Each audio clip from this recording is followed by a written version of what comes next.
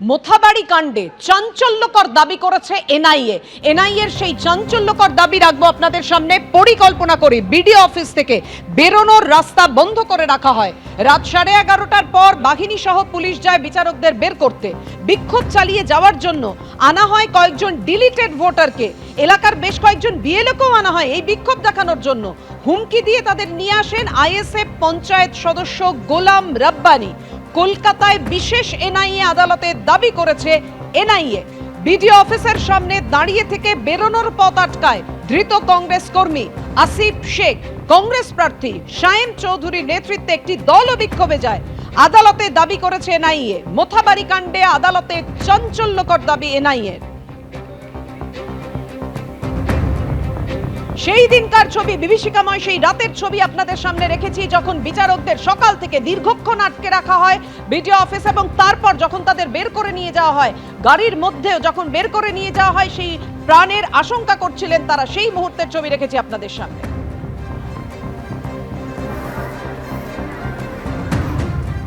We are traveling alone. High Court, take care of my children.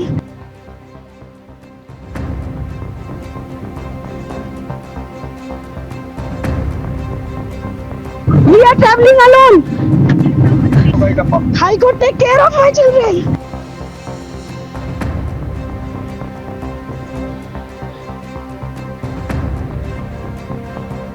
We are traveling alone.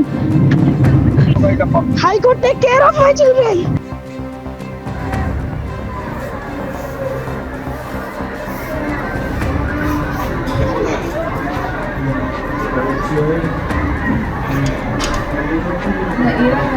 দেখতে পাচ্ছেন আপনারা সেই সকালের ছবি আপনাদের সামনে রেখেছি, যখন সকাল 10:30টায় নিষ্পত্তি করার জন্য, বিচারাধীন ভোটারদের নিষ্পত্তির জন্য বিচারকরা এসেছিলেন, এবং সেই সময় জুডিশিয়াল বিচারকদের বিডিও অফিসের বাইরে একের পর এক মহিলারা জড়ো হতে থাকেন। আর এখানে এনআইএ চাঞ্চল্যকর দাবি কলকাতার বিশেষ এনআইএ আদালতে, যে একেবারে পুরোটাই পরিকল্পনা মাফিক করা হয়। বিডিও অফিস থেকে বেরোনোর রাস্তা বন্ধ করে রাখা হয়েছিল। রাত 11:30টার পর বাহিনী সহ পুলিশ যায় বিচারকদের বের করতে, এবং বিক্ষোভ চালিয়ে যাওয়ার জন্য, যে বিক্ষোভ দেখা যাচ্ছিল, বিক্ষোভ চালিয়ে যাওয়ার জন্য কয়েকজন ডিলিটেড ভোটারকে আনা হয়েছিল। এমনকি বিএলএকেও আনা হয় এই বিক্ষোভ দেখানোর জন্য। হুমকি দিয়ে তাদের নিয়ে আসে আইএসএফ পঞ্চায়েত সদস্য গোলাম রব্বানি। এনআইএ এমনই চাঞ্চল্যকর দাবি করছে যে গোটাটা হয়েছিল পরিকল্পনা করে, এবং বিডিও অফিস থেকে বেরোনোর রাস্তা বন্ধ করে রাখা হয়েছিল। বিডিও অফিসের সামনে থেকে দাঁড়িয়ে থেকে বেরোনোর পথটাও আটকে দিয়েছিলেন কে? ধৃত কংগ্রেস কর্মী আসিফ শেখ। দাবি করছে এনআইএ কংগ্রেস প্রার্থী শায়েম চৌধুরীর নেতৃত্বে একটি দল বিক্ষোভে যোগ দেয়। আদালতে দাবি করেছে এনআইএ।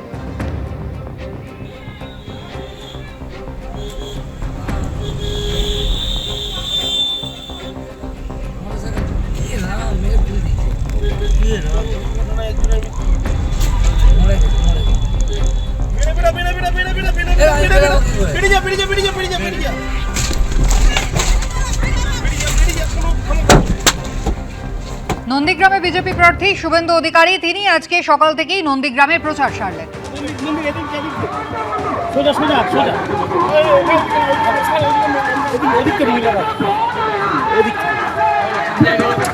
নন্দীগ্রামের সুখ দুঃখের সাথে শুভেন্দু দাস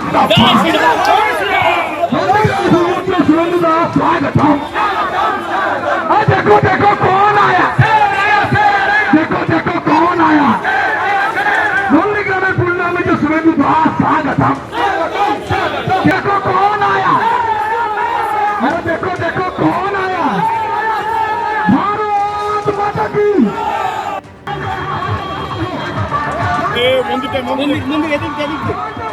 এদিকে মহাত্মা গান্ধীকে দেশদ্রোহী মন্তব্যে এবার বিতর্কে জড়ালেন ধূপগুড়ির বিজেপি প্রার্থী। ভোটের মুখে বিজেপি প্রার্থীর ভাইরাল ভিডিওতে তোলপাড় পড়ে গেল। নিজেকে ভারতকে, তার ভারত ভূখণ্ডকে দিতে বাধ্য হয়েছিল পাকিস্তান। ও মহাত্মা গান্ধী, তাকে মহাত্মা গান্ধী বলছি আমরা।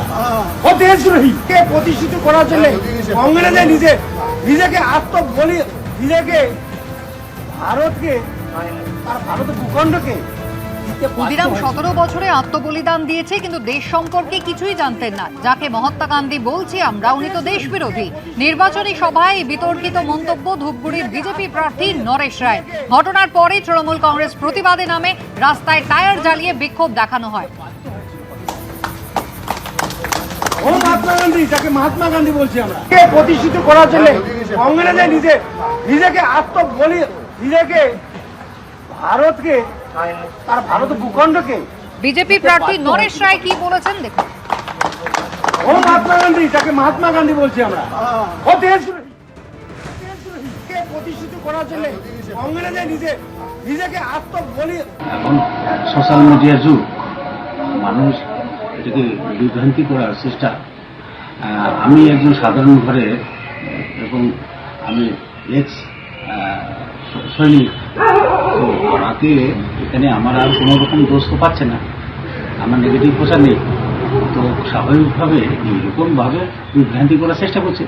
শেষ অবশিষ্ট টিএমসি বাঁচানোর জন্য এরকম কারা কৌশল করছে।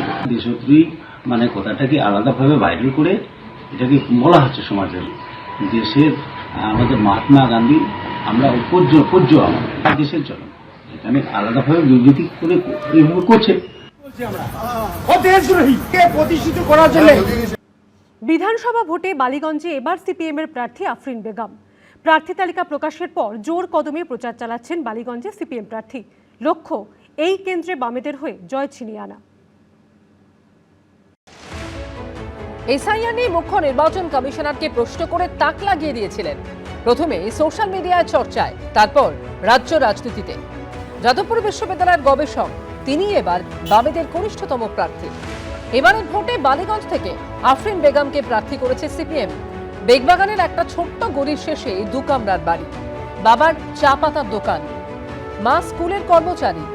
সাধারণ পরিবারের এই মেয়ে বালিগঞ্জের সিপিএম এর বাজি। মুখে স্লোগান, মনের রং লাল, লাল পতাকায় জীবন। লড়াই করতে নেমেছি আমাদের বালিগঞ্জ বিধানসভা কেন্দ্রকে বাঁচাতে। সকাল থেকে শুরু প্রচার, সারাদিন নাওয়া খাওয়ার সময় নেই। তাই সকালে যখন আফরিন খেতে বসেন, পাশে বসে থাকেন তার মা। মানুষের সাথে কথা বলে এইটুকু মনে হচ্ছে যে মানুষ যে দমবন্ধকর পরিস্থিতির মধ্যে রয়েছেন এই গোটা পশ্চিমবঙ্গ জুড়ে, এই বালিগঞ্জের মানুষও যে দমবন্ধকর পরিস্থিতির মধ্যে রয়েছেন সেটা থেকে তারা নিস্তার পেতে চাইছেন এবং তারা পরিবর্তন চাইছেন, সেইটা স্পষ্ট তাদের মুখে ফুটে উঠছে। জীবনের লড়াই লড়ছেন ছোট বয়স থেকে, রাজনীতির লড়াইও কঠিন। কঠিন সময় দলের সৈনিক। বড় বড় হেভিওয়েট প্রার্থীদের মতো হুটখোলা জিপ বা গাড়ি সবসময় জোটে না। তখন আফরিন প্রচার করেন অটোয় চেপে। প্রচারে পাশে পেয়েছেন এই কেন্দ্রের সিপিএম এর শেষ বিধায়ক রবীন দেবকে। পৌঁছে যাচ্ছেন বালিগঞ্জের অট্টালিকা থেকে বস্তি সব জায়গায়। এভাবেই বাড়ি বাড়িতে ঘুরে বেড়াচ্ছে এখানকার সিপিআইএমের প্রার্থী আফরিন। কখনো কোনো বাড়ির দাওয়ায় বসে একটুখানি কথাবার্তা, কখনো আবার বহুতল বাড়িতে নিচ থেকে ভোট প্রার্থনা। বালিগঞ্জে আফরিনকে লড়তে হবে তৃণমূলের হেভিওয়েট প্রার্থী ও বর্ষিয়ার নেতা শোভনদেব চট্টোপাধ্যায়ের সঙ্গে।